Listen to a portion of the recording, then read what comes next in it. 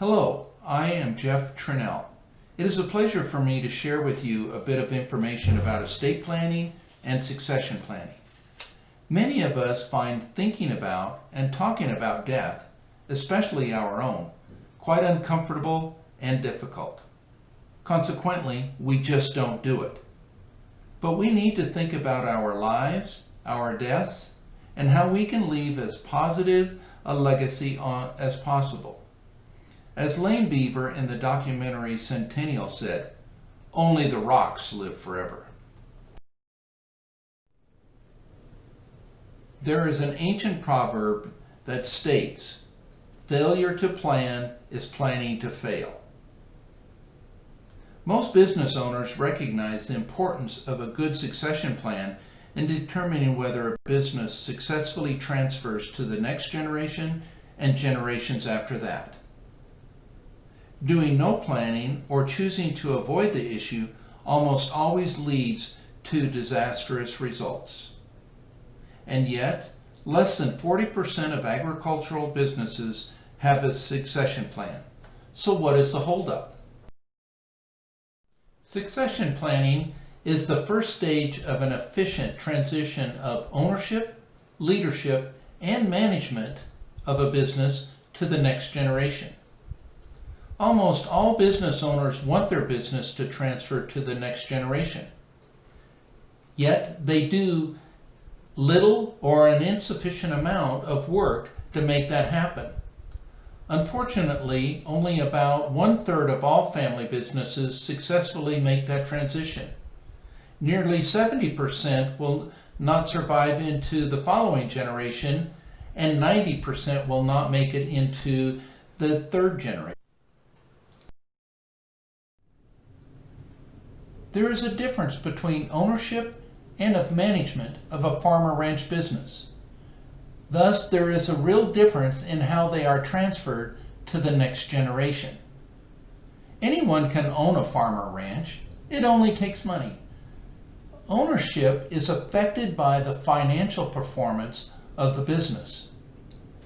On the other hand, it takes the right skills and competencies to successfully manage a farm or ranch. Management is responsible for the financial performance of the business. Ownership is a legal process. Management, on the other hand, is a personal process. Time is needed to properly and sufficiently mentor the successor. Communications are needed to assure a full understanding by all involved. Farmers and ranchers need to include both ownership transfer and management transfer separately as they consider transferring their business to the next generation. Let's first take a quick look at who we are. Each of us is a sum of our lifetime experiences. We have a pedigree, personality, values and beliefs. Did we do community service or not?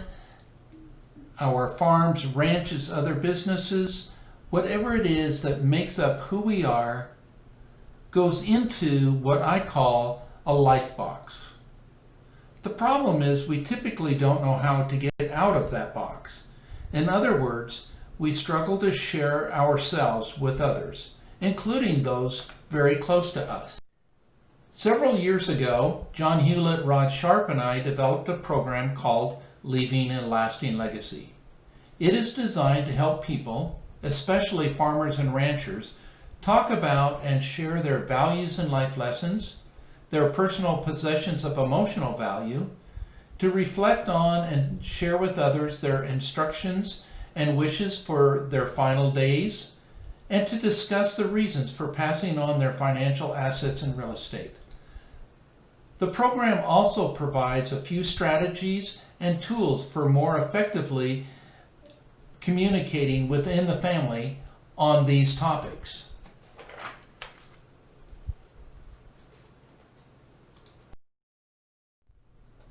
Before we move on, I want to define two terms: inheritance and legacy. Inheritance is a commonly used word to describe the transition of everything we have to future generations. Inheritance tends to be thought of as synonymous with money. It implies that the totality of our life, remember the life box seen on the 2 previous slides, can be coldly calculated in dollars and cents. Consequently, the process of inheritance is filled with legal hair splitting. Conversely, the term legacy captures all facets of a person's lives. Our legacies are the summation of our family traditions, personal values, our accumulated wealth and accomplishments, impacts on others, etc.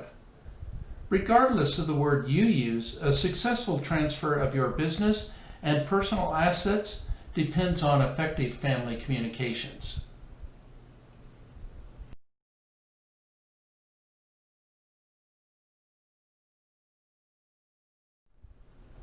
Most families have difficulty talking about many topics, especially those the family deems sensitive. Farm and ranch families struggle even more due to their very natures. The fact that family life and business life are so interconnected, and our emotional ties to the land. I believe farmers, ranchers, and all business people should separate family discussions from business discussions. The Lasting Legacy program suggests 2 types of high-level management and strategy meetings, the Family Council meeting and the Family Business meeting. Neither of these 2 types of meetings are substitutes for necessary operational communications and decision-making. Family Council meetings are intended to provide a communication forum to keep the broader family informed of what is going on in the family business, as well as the current and anticipated roles of the family members within that business. These meetings are typically comprised of the broader family, including spouses, in-laws, children, grandparents, and grandchildren, whether they are active or not active in the family business. I am often asked if sons-in-law and daughters-in-law should participate in such meetings. My belief is that they definitely should. First, they may make invaluable contributions to the discussion. Secondly, by not allowing them to be a part of a family council meeting, you are sending a very bad message that they are truly not a part of the family. Thirdly, they are going to ask their spouses what happened in the meeting. Like all of us, your child will share his or her take on the meeting. And we all hear, remember, and repeat what is said and done based on our own experiences, our biases, feelings, and abilities. Thus, a son or daughter-in-law may receive inaccurate or incomplete information. Unlike family council meetings, family business meetings are comprised only of family members who are active in the business. They are dedicated meetings for family members who are working together in the business to deal with the interaction between the families and the business. The agenda of the meeting can be primarily business related, family related, or both. The meetings can help those family members who are working in the business to deal with the interaction of the 2 entities. Family council and family business meetings are just that, business meetings. Everyone should be notified of the date, time, location, and agenda. And no, such meetings should never be held on Christmas Eve. I firmly believe that such meetings should never take place in a family member's home. You should secure a neutral site such as a hotel meeting room, church classroom, or insurance agent's or bank's conference room. In a family home, we all take on our familial roles. Moms will do what mothers always do, like taking care of everyone and keeping the grandchildren happy. Dad will always sit at the head of the table or in his recliner, as all fathers and heads of households do. Additionally, the adult children may assume their typical brotherly and sisterly roles developed while growing up. The upshot is that the discussion will be more personal in nature rather than business related. Another point I want to make is that a facilitator is generally a good idea for family council meetings, even when the family members get along. A facilitator will help the flow of the conversation, keep the family talker from dominating the conversation, and give opportunities for the quiet family member to share his or her opinions. A facilitator is essential if the family members harbor very strong opinions, have a dislike for other family members, etc.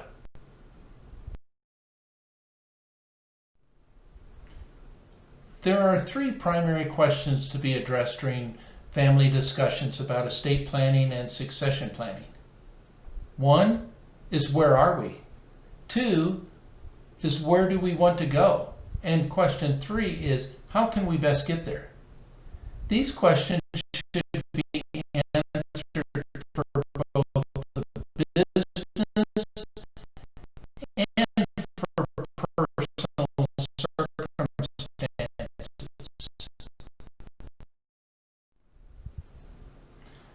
Question 1, where are we? Focuses on the current status of the family and of the business. What is the financial status of the business? Is there significant net worth? And is that net worth trending upward or downward? How much profit does the business generate each year? Answers to such questions will help possible successors determine if they want to take over the business and provide critical information to the attorney when developing estate and succession plans. A critical issue at this point pertains to how the assets, especially the land, is titled. Is the land owned by dad, by mom, by both, by someone else, or another entity? There are numerous examples of estate plans being developed where the land needs to be transferred from one person to another or to an entity. I've even talked with farmers where the land was titled in great-grandpa's or Aunt Matilda's name. Of course, the fact that they died 40 years ago doesn't make clearing the title very easy. Your personal financial wealth is important to you and for your family to know.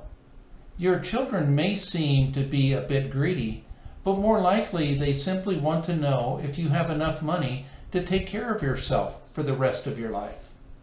Your wealth will also be needed by your estate planning attorney to develop a plan specifically for you. Many families have unique circumstances, a special needs child, and a child that spends every dime he has, a possible heir or successor with no interest in the farm, and the list goes on. Some families need to talk about and to make decisions regarding how to treat situations such as my kids, your kids, and our kids. A completely honest assessment of the skills, desires, attitudes, and aptitudes of all your family members is essential when developing estate and succession plans.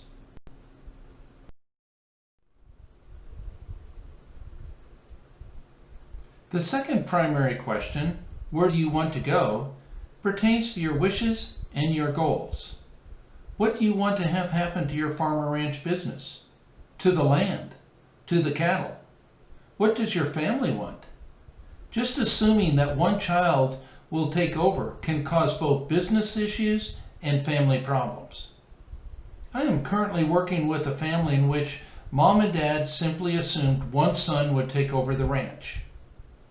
Then during a family council meeting in which I was the facilitator, the other son said aloud, and completely out of the blue, that he wanted to take over the ranch. If dad chooses one son over the other, the non-selected son is likely to leave the area, a big issue for a close-knit family. While they are working through this problem, you can guess the emotional struggles mom and dad are experiencing. What the family wants to have happen should be decided upon well before consulting an estate planning attorney. The third question to address when developing an estate plan and a succession plan is, how can we best get there? Or in other words, what strategy should and can you employ to achieve your goals? Not only does this step take good family communications, it requires a skilled attorney and possibly a coach, lender, and insurance agent who understand estate planning and your unique circumstances. The first step in developing a succession plan is determining when you want to retire and what involvement in the business you want when someone else is the boss. You will then need to identify a successor or successors for the business. This is followed by mentoring the successor that he or she fully understands the business and operating procedures. There are a number of legal structures available to you, such as Subchapter S corporations, regular corporations, LLCs, variety of partnerships, trust, etc. A skilled attorney will make this determination depending on your financial status, goals, ages, health, and other factors. Your financial status and beliefs will help you determine if you must sell the farm or ranch to the successors, or if you can transfer ownership at less than fair market value or even as a gift. As each family addresses the issues associated with the three primary questions, they should also discuss and determine the meaning of what is fair to them. Fairness is a hard concept for people of any age to understand. It includes being able to see from another's point of view. Most reasonable people will understand your decisions if they have been included in the decision process and given an explanation of the reason for different treatment. Equal means that all persons are treated the same. Everyone gets the same number of items, same number of acres, different number of items with the same total dollar value, etc. Equitable, on the other hand, takes into account distinctive differences of the family members. These could be contributions over the years, such as being a caregiver, financial, emotional, or physical needs of a person, everyone's ages, birth order, marital status, gender, personal interest in an item. While people have different perceptions of what is a fair process and what are fair results, if a family can determine a fair process, most likely the individuals will accept the results of your distribution as fair.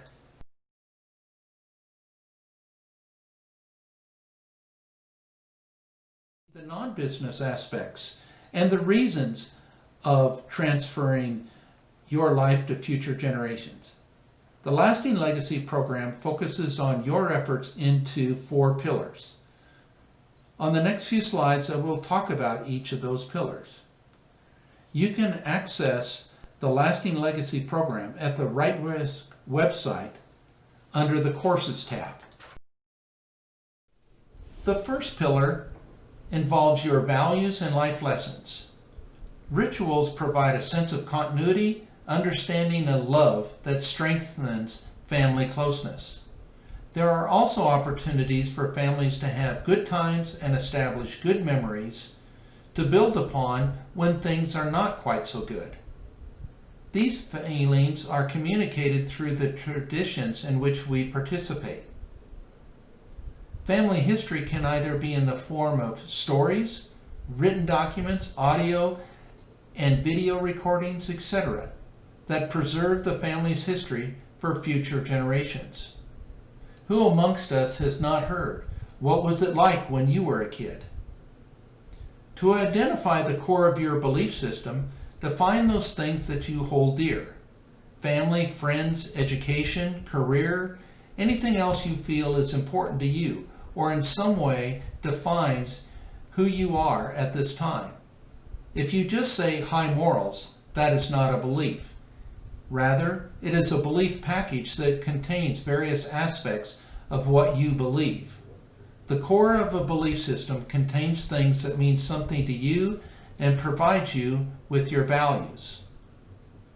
Values are those things on which you base decisions and to which provide you with a foundation for associating and analyzing experiences. To find your core values, take each of the items you identified as important and explain why these things are important to you. The second pillar pertains to your personal possessions of emotional value. Such possessions may include guns, furniture, photographs, dishes, decorations, saddles, spurs, jewelry. These items have sentimental value to various family members, often differing from one member to another. They are often difficult to divide because there is usually only one specific item. There are a variety of methods to transfer or distribute personal possessions. Of course, you as the owner of an item can simply choose to give it to whoever you think should have it. Some families hold a family auction using real money or monopoly money.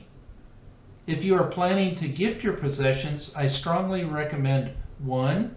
That you talk with all family members about who will get what rather than simply assuming who wants what item. And 2. Share the story that accompanies the item.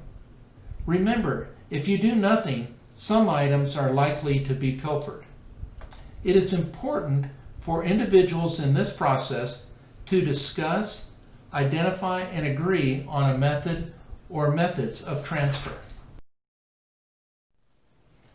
Death is a natural part of life, but for most of us, talking about it isn't. Most people are uncomfortable talking or even thinking about what will happen when they or a loved one dies. Avoiding the topic doesn't stop death from happening. In your case, who will make final decisions about your end-of-life issues? Will you let the family as a group decide, such as majority rules? Have you selected one individual to make final decisions? And have you appropriately empowered that person from a legal perspective? Maybe you have made your decisions and put everything in legal documents. And importantly, will others carry out your wishes when you are during this time? The important thing is that you have an open and honest discussion with your family about end-of-life issues. Pillar 4 pertains to your titled property and what you want to achieve through transferring it to your heirs. The timing of ownership transfer is very important.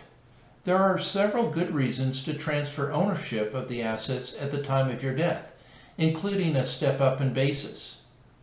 However, there are also several very good reasons for transferring ownership of the assets prior to your death. Pre-death transfers allow for a smoother transition of the business, leading to a higher probability that the next generation will be successful in running the business. Transferring ownership of the assets well before your death, say 5 to 10 years, will help protect those assets from being needed to pay medical bills or cover assisted living costs. There are several free online courses you may wish to access at the Right Risk website. 5 such courses include the Lasting Legacy program, which is split into 2 courses, and there are 3 management succession related courses. There are a number of fact sheets and Excel-based tools pertaining to estate and succession planning and for computing and managing your farm finances. They also are located on the Right Risk website or on my Colorado State University website. Participation in a group workshop is a great way for your family to learn about estate and succession planning. Through the presentation, group discussions, and experiential learning exercises, you will gather some useful information. I recommend you have as many family members as possible attend such a workshop. I further believe that an unbiased, experienced person can be quite helpful in facilitating family meetings and guiding you through the estate planning and succession planning processes. Such a person will likely cost some money, maybe $150 to $300 an hour, but he or she will save you in attorney fees. Most important, a good coach will help you obtain estate and succession plans that meet your goals and are agreeable to most, if not all, of your family. Only the rocks will live forever. Consequently, we each need to spend a bit of time talking with our families and making decisions that will smooth the lives of our loved ones as we enter those late stages of our lives and into our deaths. Whether you plan to or not, you will have a legacy. By talking with your family and friends about your life and final wishes, you will help to ensure they remember you in the best possible light. You can reduce the burden of your death on your family. Further, every family I've talked with about estate and succession planning has told me that they gained a true sense of peace by completing well-discussed, goal-oriented legal plans. Thank you.